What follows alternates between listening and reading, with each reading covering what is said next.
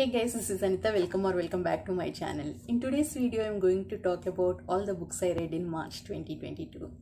I completed only 4 books in March. I read 3 books by 15th of March and then I finished only 1 book in next 2 weeks. But quality wise, they are all fantastic. All books in my March are 4 stars and above. One is 4 stars, one is 4.25 and 2 of them are 5 stars. Even that 4-star book, I am planning to bump it up to 4.25. That is Sea-Watch by Adrian Tchaikovsky. That is book 6 in Shadows of the Alps series. One of the biggest strengths in this series is world building, and that is top notch in this book. We get to travel undersea and we get to see the beautiful world there. We meet different new kindred who takes characteristics from different sea creatures. As I said in my previous wrap-ups, in this world humans takes on characteristics of insects and they are called kindred.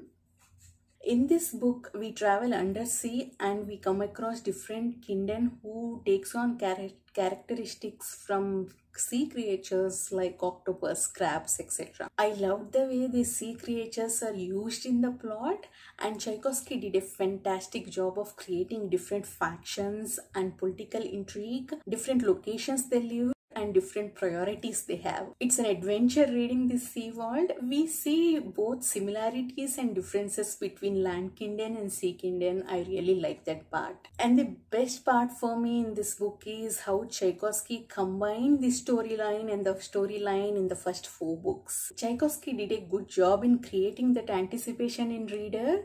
I kept thinking where was that connection, till I did not predict where we end up exactly, and I love that. But I did not like character work in this book that affected my enjoyment, especially in the first 200 pages. The story set in Collegium, almost every character we meet in first 200 pages is either spy or greedy or corrupt, except main character. I did not like that. And I did not like main character in this book until last quarter of the book. There was also this character who dies just before we start our journey undersea. I don't mind that this person dies, but I did not like the way it was handled. There are many new characters introduced in this book, but Flykind Laszlo was my favorite. He carried this book for me when it comes to characters. Until 3rd quarter of the book, main character was little passive in my opinion. Things happened around him without him doing anything. Laszlo was the one who was proactive, making deals, negotiating with people, trying to get out of the situation they were in. Having said that, I really liked the main character in the last 100-200 pages. It is definitely a 5-star book when it comes to world building and plot. I knocked off 1 character for the lack of character development for main character, but I'm definitely thinking about bumping it up to at least 4.25. Next book I want to talk about is Royal Assassin by Robin Hobb. This is book 2 in Farsi trilogy. I gave book 1 Assassin's Apprentice 5 stars. That was perfect for me, but I gave Royal Assassin only 4.25 stars. Writing is still gorgeous. It is slow paced, but I did not mind that at all.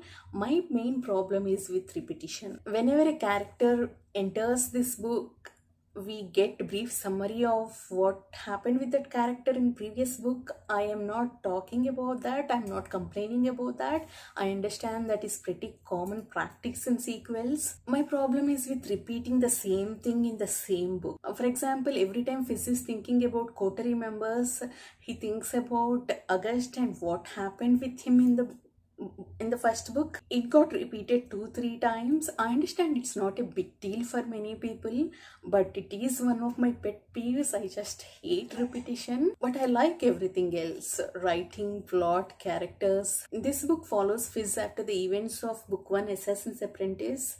Magic system is more explored in this book. I mean, we don't get any background of the magic system, but that is more utilized in the plot. The more we talk about magic system, the more I want to learn about that.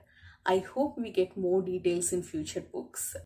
Characters are phenomenal in this book, especially female characters. We don't get much time with them, but they're all well fleshed out and all have agency. I just wish we get to spend more time with them. And Hobb is fantastic in writing animal companions.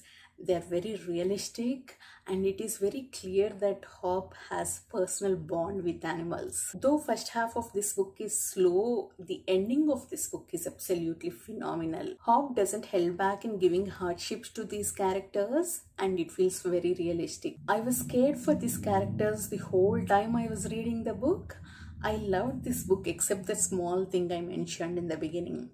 And one another thing, initially the antagonist felt like spoiled, useless and stupid, but at the end suddenly it looked like he was very planned and strategic. I felt a little disjointed there. Having said that, it is a solid sequel. Greg, Kate and I had a fantastic discussion about this book. I'll link that above in cards. Please check that out. I am halfway through Assassin's Quest now. We'll have a live show of that in Greg's channel on 10th of this month. Please join us. And the next book I want to talk about is The Winter of the Witch by Catherine Arden. This is the third and final book in Winter Night trilogy, and this is just perfect. I don't have anything negative to say about this book. Everything came together very well at the end. World building, pacing, plot, character dynamics, everything is executed very well. It immediately follows the events of Book 2 Girl in the Tower with a couple of gut-wrenching scenes. I had to take a break because they're horrifying, but pacing is perfect. Book 1, Bear and Nightingale, focuses on folklore, and Book 2, Girl in the Tower, focuses more on political intrigue.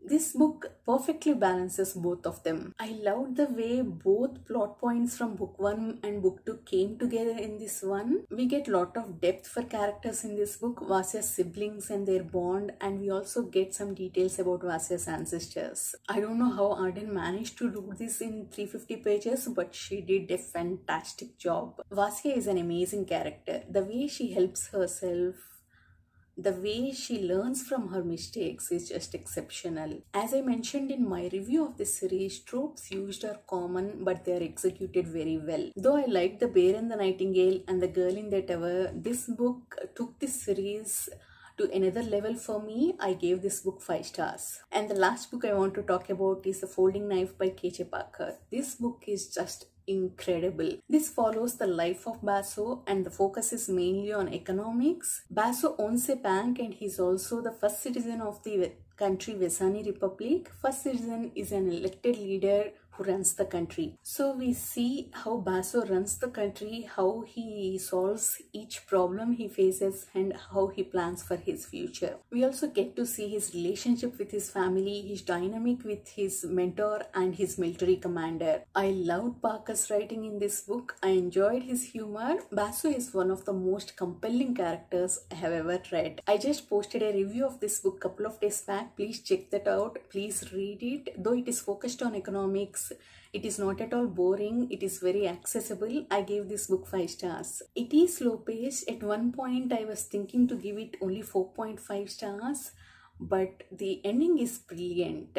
I read last 100-120 pages in one sitting. It's definitely 5 stars. Please read it. That's all I read in March. Let me know in comments what you read. Please like, comment and subscribe. See you in the next video. Bye bye.